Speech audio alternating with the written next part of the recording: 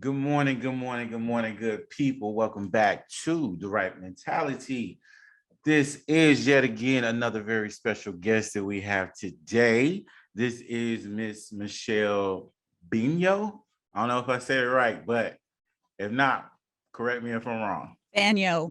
Okay, Miss Michele Benyo. Now, good people, this is our special guest on today. We're going to talk, we're going to chat, we're going to get in here and do the things that we do. Ms. Michele, introduce yourself to the people, please.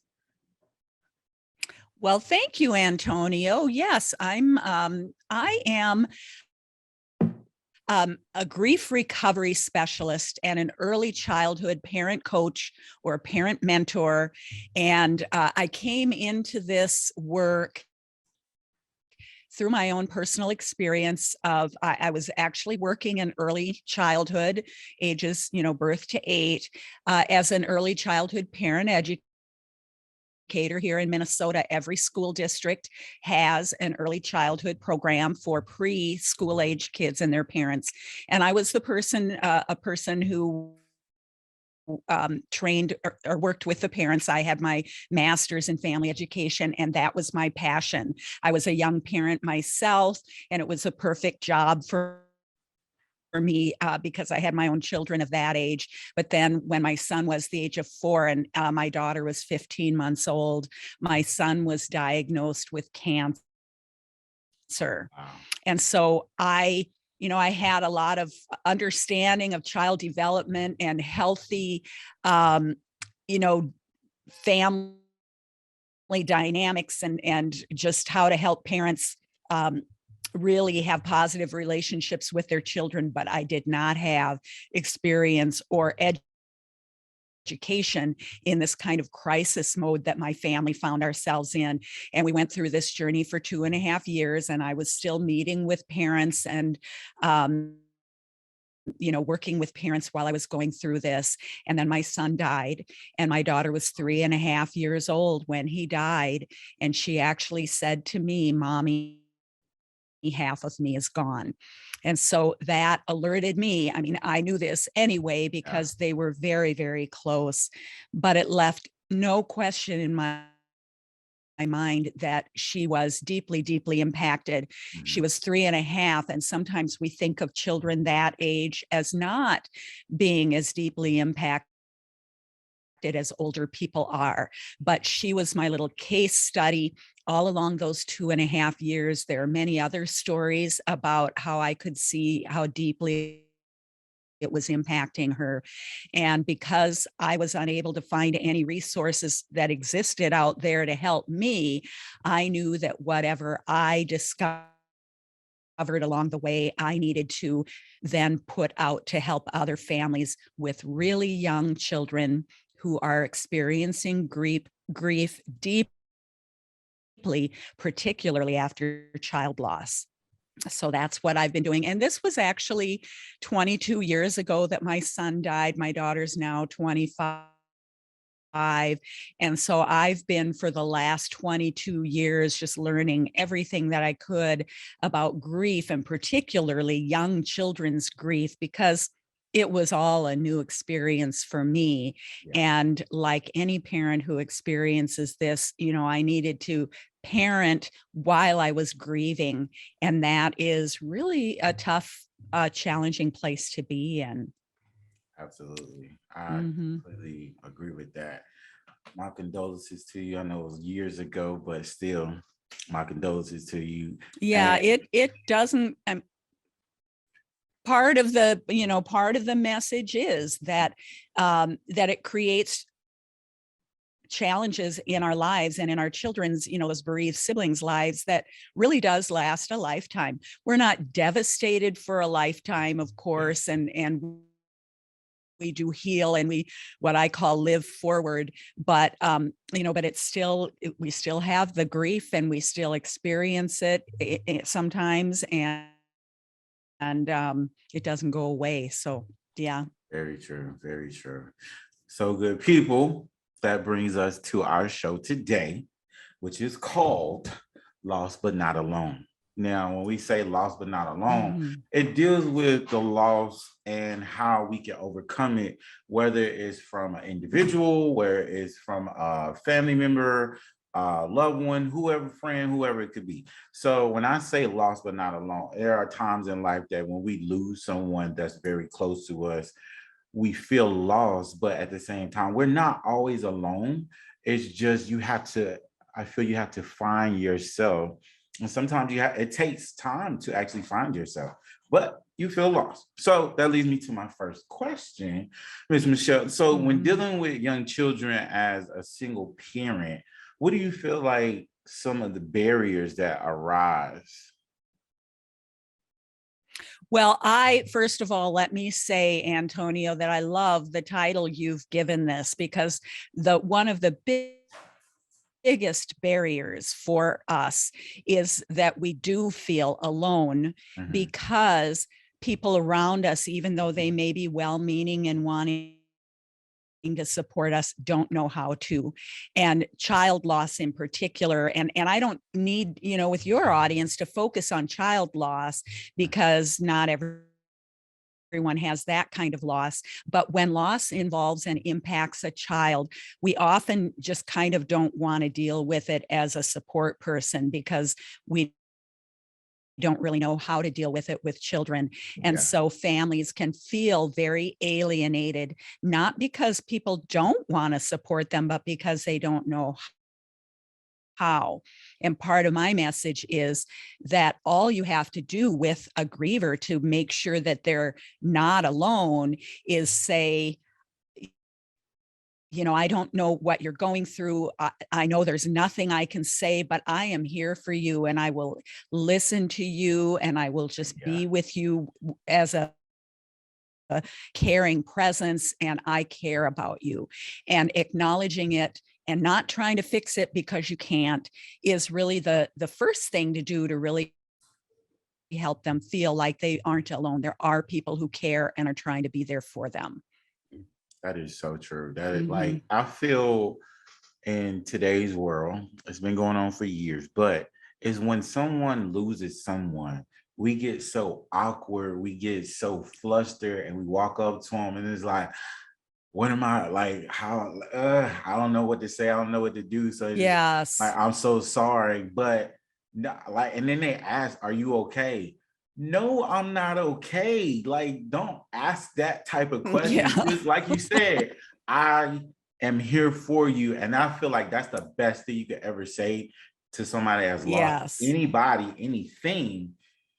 I'm here for you. Mm-hmm. If you need someone to talk to, Mm-hmm. someone to cry with, shoulder to lean on, I'm here for you. That, just leave it at that. Okay. Exactly. Yeah. Exactly. And, because we often do we feel like we need to make them feel better and we need to Yep. fix it. Well, first of all, you can't. And Yep. secondly, you don't need to. And that's one of the important messages that I give adults about children, because we're always trying to make children feel better. But Mhm. even children who are grieving need to be allowed to grieve, to just say, Yes. do you want to, I know you're really sad about this. Do you want to talk about it? You want to just sit with me and not say anything? Do you want, to come and cuddle with me?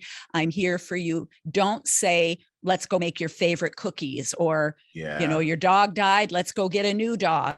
Exactly. I mean, those things aren't Yeah. helpful, and we don't need to try to fix it. It's, Exactly. children need to learn, and we all know that we have these feelings and we just have to go through them, and we don't need to fix grief. We just need to go right through it, Mhm. and experience it.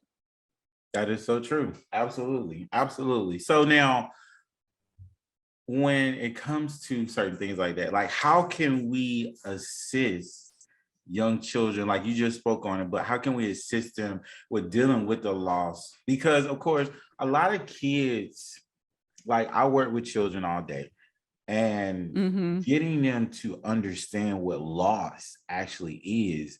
Like, you could tell a Mm-hmm. kid, I lost $5, and they're like, oh, Mm-hmm. well, maybe you can go find it. So when Mm-hmm. children deal with loss, how can we really assist them with those types of laws? Not just children, though, so to say, but people in general. How can we assist them in that process? Mhm. Thank you for asking that question. That's such an important question because it's not what a lot of us think it is. Yeah. But it really does start with using the accurate words. I mean, you said it a little bit earlier, and I also just really want to acknowledge that loss isn't just about death. You can Yeah. have grief over loss if you've, if you've gotten a diagnosis of a health issue, or if you've lost your job, or if you've had to move away from a Yeah. place that you loved, or any of those things. But when we are talking about someone who has died, we need to say the word died, even with young children, Yes, definitely. because it's the only word. Death has a meaning, a very Yeah. specific meaning, and it's the only word that really tells children exactly what happened. And really young children don't comprehend death, Mhm. but they still need to get the vocabulary word, Yeah. because we give them vocabulary words all the time that they don't quite understand yet. Yeah. And then we can tell them that when someone dies, their body stopped working. They can't play with you anymore. They can't eat anymore. They can't talk. Their body isn't working and they can't do any of the things they used to do. And Yeah. we're not going to see them anymore. They're going to be gone and we're never going to see them again. Yeah. And so we tell kids this. They may come back the next day and say, when is grandpa coming home? Or when is David coming home?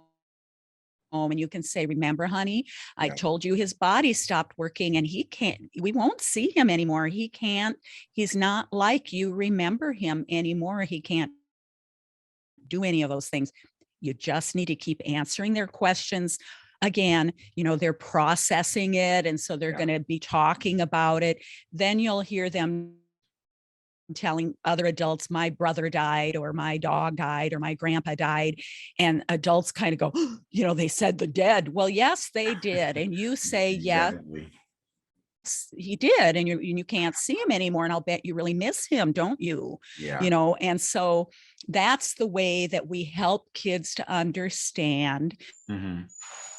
I work with a lot of childcare providers, and parents too, because I work mainly with parents, but about just teachable moments Yeah. in day-to-day life where we can help kids understand what death is, and then say, remember when we talked about that bird that you found that wasn't moving at all, and we said it was dead? Well, that's what happened to grandpa, or and Exactly. so those are the ways that we help kids to understand death, even though when they're really young, they're not going to understand the concept. We still give it to them and keep teaching them about it so that they can grow up knowing what it is. And they don't have all of the baggage around the word dead and the idea of Yeah. dead the way that we do. When my son died and I had to freely talk about him dying Mhm. to my daughter and her friends and other people, I choked on the word. I didn't Yeah. want to talk about my son being dead, but to my daughter, it was just a word. It just explained to her what had happened to him. And she wasn't as, appalled by the idea of using the word as I was. So sometimes our difficulty as adults is about us. It's not about the child. The child can handle anything as long Exactly. as we're honest with them in an age appropriate way. We're not going to give Yeah. them all the details. They don't need all the details.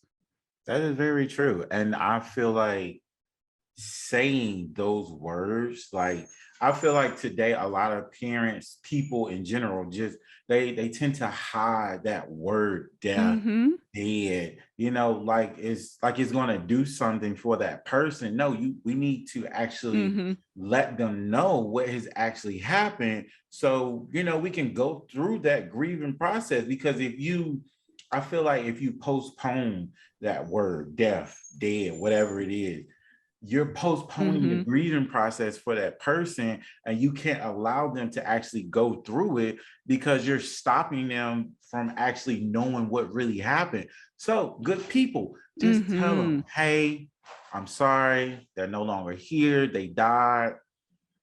If you need me, I'm here. That's it. If you need me, I'm here. And that's who we can go for. Okay. Nothing else. So Yes. leave it simple. That's a really important point that you just made. Yes, they really need to have the word in order to heal and to recover from it. So now, this is my last question for you, Miss Michele. When dealing with all of these things, how can we as parents, I'm a parent myself, you are a parent, how can we as parents deal with moving on after we have lost a loved one? You know, there are a few things that are really key, and they all kind of boil down to one. As a parent, sometimes we're so concerned about our family and our child because we're feeling responsible to help them through this, and then we can neglect our own needs, and we can try to hide our own needs and our own feelings. And the best way for you to help your family is to take care of your needs and to let your child know that you're doing that, I just need to be alone right now because I'm feeling really sad. I'm going to go in my bedroom for a while. I'll come out a little bit later, but I'm just really sad right now and I can't be out here and play with you. That is being a good role model for a child to recognize when we have a need and then we need to do something to take care of our need. That's really helpful to them. When you cry, if they see you say, yes, I'm crying. I'm really sad right now. I really miss your brother. I'll bet you feel like you want to cry sometimes too, don't you? And they'll say, yeah, so you're teaching them about grief. You're bringing it out in the open. In many families where parents don't do this, that loss and the grief becomes this big elephant in the room, and the child feels it whether you're showing them or not. If you're sad and you tell them, no, I'm okay, you're teaching them to hide their true feelings and that it's not okay to show them. So the best way to do it as a family is to do it together. When I talk about parenting while grieving, it's not either or. You're doing it together, and you're teaching your children self-care, resilience skills. You're teaching them, you're giving them what I call essential messages like, we are capable of getting through this. We're going to feel better. We're not always going to feel as bad as we do right now. We can handle this. I talk about living forward, which really focuses on the idea of living and enjoying life and finding bright possibilities again, and that we are doing that forward. There's no time when you need to make sure you're living forward. There's no pace. You don't need to do it, but you just have the intention of knowing that you are going to live forward and teach your children that we are going to get through this. I'm here for you. They'll have a lot of questions about whether you're going to die or whether you're okay to take care of them because they see you upset. So again, just explaining to them, this is grief, this is normal, but we're going to get better, and not hiding it from them, really giving them a lot of assurance that you still are there to take care of them. You are still able to care for them, even though you're all sad, and make sure they are aware of that security and safety, that they can feel that from you. That is amazing. That is very true. And I teach my clients, not just my clients, but I teach people that I engage with. Anybody that gets close enough to me, I will always give you that type of energy, that type of information to understand I will not always be here. So when I talk to my clients, I inform them from the jump. This is only a short term. I will not always be here. So I want to leave you with the certain skills and capabilities so that when I am gone, I'm not working with you anymore. You can use that later. I teach my daughter the same thing. Daddy won't always be here. Daddy will not always be here. And we have to, I feel like we have to come to grasp with the understanding that, hey, we will not always be here. So we need to do what we need to do while we're here, give those the knowledge that we can give them while we are here. But at the same time, stop sugarcoating things and be real and let them know honest truth. Hey, this is what this is. This is what we're going through. But at the same time, I'm here for you. We can get through this together.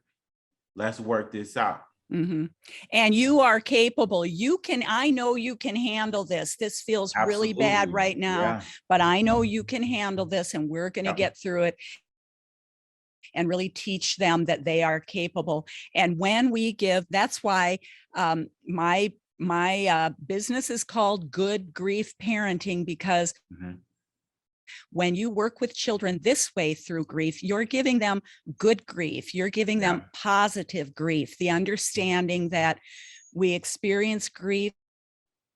It's normal and natural. We can go right through it. We can find strength and wisdom in ourselves as we go through it. And then these little ones that get that gift of good grief from you are going to grow up and be able to handle grief when they're adults. They'll be able to be those compassionate supporters of other grievers, and they'll be able to manage things that come in their own lives and really make some positive contributions to society around how we deal with grief. So yes, that's wonderful what you're doing with your daughter. That's great. Yeah. Thank you. Thank you. Well, Miss Michele, we're almost out of time. We appreciate you so much for coming on here today, The Wright Mentality, talking about this loss, but not alone, good people. We appreciate her for coming on here, talking. Miss Michele, let the people know where they can find you at. Of course, good people, if you can't hear it, you don't catch anything, it's always going to be in the description. So Miss Michele, tell them where they can find you at. Well, you can follow me, find me on LinkedIn, on LinkedIn under my name, Michele Benyo. But what I meant to say was Instagram at Good Grief Parenting. My website is goodgriefparenting.com. And you can find me in either of those places with and I have a Linktree link with various options for resources, and even making an appointment to chat with me. So you can find me at Good Grief Parenting. Perfect. Like I said, good people, if you didn't hear anything, of course, you know your boy, he's going to put it in the description so you can catch everything. Always remember, keep the right mentality.